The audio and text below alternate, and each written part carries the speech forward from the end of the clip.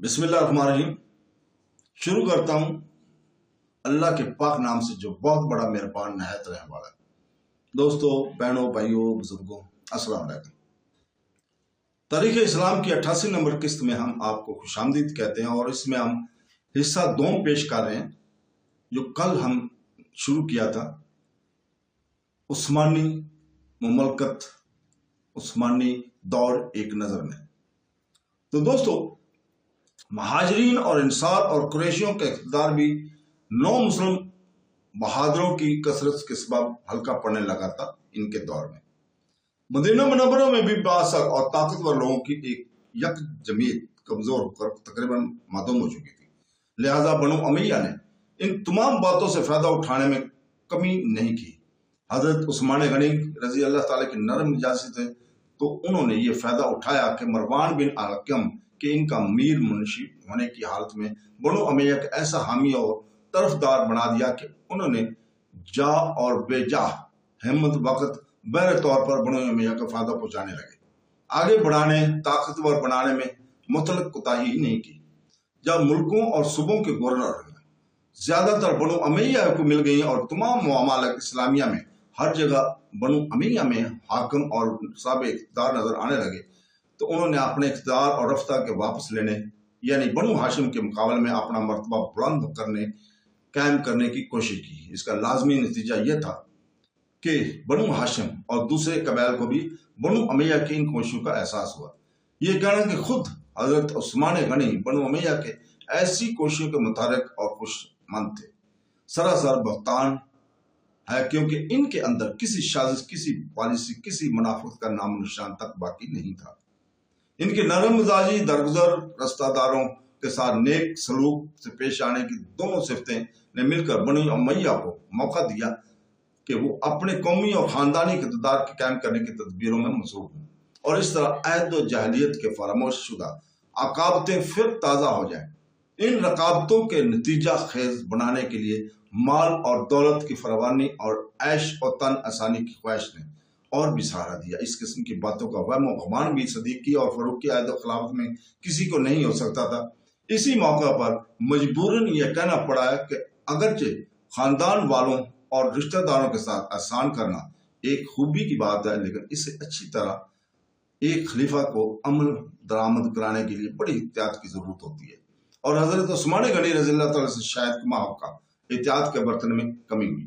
اور مروان بن حکم اپنے چچا زاد بھائی کو آخر وقت تک اپنا کاتب یعنی میر منشی اور وزیر مشیر رکھنا تو بلا شبہ اختیار کے خلاف تھا، نہ اس لیے کہ وہ آپ کا رشتہ دار تھا، بلکہ اس نے وہ ارتقا اور روحانیت میں ناقص اور اس مرتبہ جلیلہ کا قابلیت اور خزائل کے اعتبار سے اہل اور حقدار نہ تھا۔ حضرت عثمان غنی رضی اللہ تعالیٰ کے خلیفہ ہوتے ہی ایرانی صوبوں میں جگہ جگہ بغاوتیں ہیں، مگر اسلامی فوجوں نے باغیوں کی ہر جگہ شمال کی اور تمام بغاوت زدہ علاقوں میں پھر امن اور ایمان اسلامی حکومت قائم کر دی۔ ان بغاوتوں کے فروغ کرنے میں ایک بھی فائدہ ہوا کہ ہر باغی صوبہ کے سرحدی علاقوں کی طرف بھی توجہ کی گئی، اور ان طرح بہت سے نئے علاقے بھی مسلمانوں کے قبضہ میں آ گئے۔ مثلا جنوبی ایران کی بغاوتوں کو فرق کرنے کے سلسلے میں سیستان اور کرمان کے صوبوں پر بھی مسلمانوں کا قبضہ ہوا۔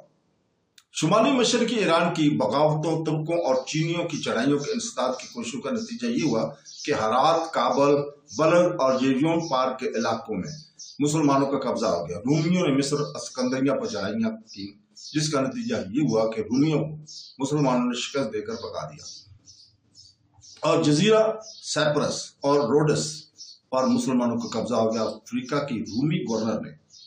فوجیں جمع کر کے مصر کی اسلامی فوج کو دھمکانا شروع ہوا، جس کا نتیجہ یہ ہوا کہ برقہ طرابلس کا علاقہ مسلمانوں کا قبضے میں آ گیا۔ اسی طرح ایشیائی کوچک کی رومی فوجوں نے بھی ہاتھ پاؤں ہلانے شروع کیے۔ مسلمانوں نے ان کو قرار واقعی سزا دے کر آرمانیہ اور تغلس تک کے علاقے پر قبضہ کر لیا۔ غرض حضرت عثمان غنی نے کے زمانے میں بھی بہت کافی اور اہم فتویٰ مسلمانوں کو حاصل ہیں، اور حدود اسلامی کے حدود پہلے سے بھی بہت زیادہ وسیع ہوگی۔ ایران اور شام، مصر وغیرہ ملکوں میں حضرت عثمان غنی کے حکم کے موافق گورنروں نے سڑکیں بنوانی، مدرسے قائم کرنے، تجارت، حرفت اور زراعت کو فروغ دینے کی کوششیں کی۔ یعنی سلطنت عثمانیہ نے اپنی ظاہری ترقی کے ساتھ ہی مصنوعی ترقی بھی کی، لیکن یہ تمام ترقیات زیادہ تر خلافت عثمانیہ کے نصف اول یعنی ابتدائی 6 سال میں یہاں پہ ہوئی۔ نصف آخری یعنی 6 سال کے آخری عرصہ میں اندرونی اور داخلی فسادات کے خلاف پیدائش اور نشو و نما ہوتی رہی۔ اس سے بیشتر کے مسلمانوں کا مطمع نظر اور قبلہ توجہ اشاعت اسلام اور شرک شکنی کا سوا اور کچھ نہ تھا، لیکن اب تو توجہ آپس کی مسابقت اور برادری میں بھی مصروف ہونے لگی۔ بنو امیہ نے مدینہ منورہ میں اپنی تعداد اور اثر کو بڑھا لیا اور اطراف و جوان کی صوبوں اور ملکوں میں بھی ان کا اثر اور سود ترقی کرنے لگا۔ یہ ضروری نہ تھا کہ بنو امیہ کی اس طرز عمل کو دیکھ کر دوسرے مسلمان قبائل اور موافقت یا مخالفت میں بے سوچے سمجھے حصہ لینے لگتے، قومی جانبداری کی آگ میں کود پڑتے، بلکہ بنو امیہ کی غلط کاریوں کو محسوس کرنے کے بعد صحابہ کرام یعنی مہاجرین اور انصار کی محترم جماعت اگر سہولت اور مقبولیت کے ساتھ لوگوں کو سمجھاتی اور اس فتنہ کو نشو و نما پانے سے پہلے وبا دینے کی کوشش کرتی تو اصحاب نبوی کا اتنا اثر امت محمدیہ پر ضرور موجود تھا کہ ان بزرگوں کی کوشش صد ثابت ہوتی۔ بنو امیہ نے اپنا اقتدار بڑھانے کی کوشش شروع کی۔ ان کا احساس صحابہ کرام کو کچھ عرصہ کے بعد ہوا۔ جب احساس ہوا تو اس وقت سے علاج کی کوششیں بھی شروع ہو کر کامیاب ہو سکتی تھی، لیکن بدقسمتی اور سو اتفاق سے امت مسلمہ کو ایک سخت شدت انتباہ میں مبتلا ہونا پڑا۔ یعنی عین اسی زمانے میں نہایت چلاک و عقل مند اور صاحب عزم یہودی عبداللہ بن سبا اسلام کی تخریب مخالفت کے لیے آمادہ و مستعد ہو گیا۔ حضرت صلی اللہ علیہ وسلم کے عہد مبارک میں بھی منافقوں کی ہاتھوں مسلمانوں کو بارہا ابتلا میں مبتلا ہونا پڑا، اور اب عہد عثمانی میں بھی ایک منافق یہودی مسلمانوں کی رسانی کا باعث ہوا۔ یہ فیصلہ کرنا دشوار ہے کہ عبداللہ بن ابی زیادہ خطرناک اور منافق تھا یا عبداللہ بن سبا بڑا منافق تھا، لیکن یہ ضرور کہا جا سکتا ہے کہ عبداللہ بن ابی کو اپنے شرارت امیز منصوبے میں کامیابی کم نظر آئی اور نامرادی اور ناکامی بیشتر اس حصے میں آئی، لیکن عبداللہ بن سبا اگرچہ خود کوئی ذاتی کامیابی حاصل نہ کر سکا تھا، مسلمانوں کی جمعیت کو ضرور نقصان عظیم پہنچا سکا، کیونکہ اس نقصان عظیم کے موجبات پہلے سے مرتب ہو چکے تھے۔ عبداللہ بن سبا کی مسلم کوششوں کے سب سے زیادہ زبردست پہلو یہ تھا کہ اس نے بنو امیہ کی مخالفت میں یک لخت اور یک تمام عرب قبائل کو مشتعل کر دیا۔ اس کے لیے اس نے حضرت علی رضی اللہ تعالیٰ کی حمایت اور محبت کو ذریعہ اور بہانہ بنایا۔ جن قبائل میں اس نے مخالفت بنو امیہ اور عداوت عثمانی پیدا کرنی چاہیے، یہ سب کے سب وہی لوگ تھے جو اپنی فتوات پر مغرور اور اپنے کارناموں کے مقابلے میں قریش اور اہل حجاز کو خاطر میں نہ لاتے تھے، لیکن سابق علیہ السلام نہ تھے بلکہ 9 مسلموں میں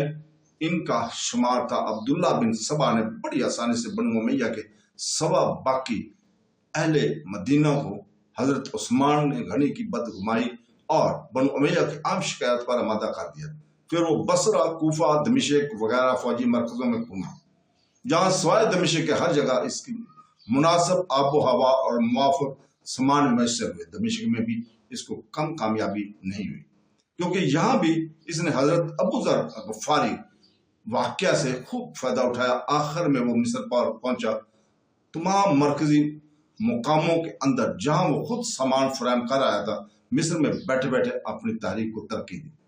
مصر کو اس نے اپنا مرکز اس لیے بنایا کہ یہاں کا گورنر عبداللہ بن سعد خود مختاری میں تو دوسرے گورنر سے بڑا ہوا اور وقت نظر میں دوسرے کام اور رومیوں وغیرہ کے حملوں کی روک تھام کے لیے خیال اور افریقہ اور طرابلس وغیرہ کی حفاظت کی فکر میں اندرونی تحریکوں اور داخلی کاموں کے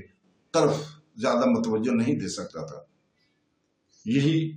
اس کو 2-3 صحابی ایسے مل گئے جو بڑی آسانی سے اس کے ارادوں کو آن میں شریک مصروف ہو گئے۔ اس نے بصرہ میں حضرت طلحہ رضی اللہ تعالیٰ اور کوفہ میں حضرت زبیر کی مقبولیت کو بڑھا ہوا देखा, लेकिन वो जानता था कि तमाम आलम इस्लाम में हजरत अली रज़ी अल्लाह ताला की मकबूलियत इन दोनों हज़रात से बढ़ जाएगी। लिहाजा इसने बसरा, कूफा, दमिश्क को बड़ी आसानी से छोड़ दिया और मिस्र में बैठकर अपने काम को इस तरह शुरू किया कि बसरा, कूफा वालों की इस मुखालफत को तरक्की दी जो इनको बनु उमैया और हजरत उस्मान गनी रज़ी अल्लाह ताला के साथ पैदा हो चुकी थी। लेकिन मिस्र में इस मुखालफत की पैदा करने और इसको तरक्की देने के अलावा हजरत अली रज़ी अल्लाह ताला की मोहब्बत और इनके मजलूम होने और हकदार खिलाफत होने और वसी होने पर वगैरह ख्यालात शाया किए। इस इशाअत में भी बड़ी एहतियात से काम नहीं होकर हजरत अली रज़ी अल्लाह ताला की तरफदारों की एक जबरदस्त जमात बना लेने में कामयाब हुआ। अब्दुल्ला बिन सबा की इन कार्रवाइयों ने बहुत ही जल्द आलम इस्लाम में एक शोर्स पैदा की। इस शोर्स की पैदा होने के बाद सहाबा कराम से वो मौका जाता रहा कि वो खुद बनु उमैया राय रास्त पर रखने की कोशिश में कामयाब होते। अब्दुल्ला बिन सबा की शरारतों में गालिबन सबसे बलीद शरारत यह थी कि इसने मदीना मुनव्वरा से हजरत अली रज़ी अल्लाह ताला की तरफ से फर्जी खतूत कूफा, बसरा, मिस्र वालों के पास भिजवाया और इस तरह अपने आप को भी हजरत अली रज़ी अल्लाह ताला का एजेंट तयन कराने और लोगों को धोखा देने में खूब कामयाब रहा। ये इसका ऐसा फरेब था कि इस तरह हजरत उस्मान गनी रज़ी अल्लाह ताला अन्हु शहीद हुए और दूसरी तरफ आज तक लोग इस गलतफहमी में मुब्तला है कि नौज बिला हजरत अली रज़ी अल्लाह ताला के इशारे और साजिश से हजरत उस्मान गनी शहीद किए गए। हालांकि इससे ज्यादा गलत और नादुरुस्त कोई दूसरी बात नहीं हो सकती। वो यानी अब्दुल्ला बिन सबा ने हजरत उस्मान गनी का दोस्त था, ना हजरत अली से इसकी कोई हमदर्दी थी। वो तो दोनों के यकसा दुश्मन और इस्लाम की बर्बादी का खबर था। इसलिए जहां उन्होंने एक तरफ हजरत उस्मान गनी को शहीद कराया, दूसरी तरफ हजरत अली रज़ी अल्लाह ताला को शरीक साजिश साबित करके इनकी इज्जत और हुर्मत को भी सख्त नुकसान पहुंचाना चाहा। हजरत अबू बकर सदीक रज़ी अल्लाह ताला अन्हु हजरत उमर फारूक के बाद अगर हजरत अली रज़ी अल्लाह ताला मुंतखब होते तो ये इंतखाब ऐन वक्त पर और तरतीब के एतबार से बिल्कुल मौजू और मुनासिब था। हजरत अली रज़ी अल्लाह ताला अगर हजरत उमर फारूक के बाद तख्त खिलाफत पर हो जाते तो फारूक आजम और हजरत अली रज़ी अल्लाह ताला को खिलाफत में बेहद मुशाबत नजर आती। वही सादगी, वही ज़ैद और तकवा, वही माल और दौलत से बेतल्लक होना, वही खानदानी और कौमी हमायत से बेतल्लक होना वगैरह सब हजरत अली रज़ी अल्लाह ताला में मौजूद थी जो हजरत उमर रज़ी अल्लाह ताला में पाई जाती थी। और इस तरह शायद अरसा दराज तक कौमी पासदारी और खानदानी हमायत का मिसला मुसलमानों में पैदा ना होता। हजरत उस्मान गनी रज़ी अल्लाह ताला के बाद हजरत अली रज़ी अल्लाह ताला का खलीफा मुकर्रर होना ही हजरत अली रज़ी अल्लाह ताला के अहद खिलाफत की आम नाकामियों का असल सबब है, जैसा कि हम बयान कर चुके हैं और साबित कर चुके हैं। तो दोस्तों, इसके साथ ही हम इजाज़त चाहते हैं। कल तक के लिए अल्लाह हाफ़िज़।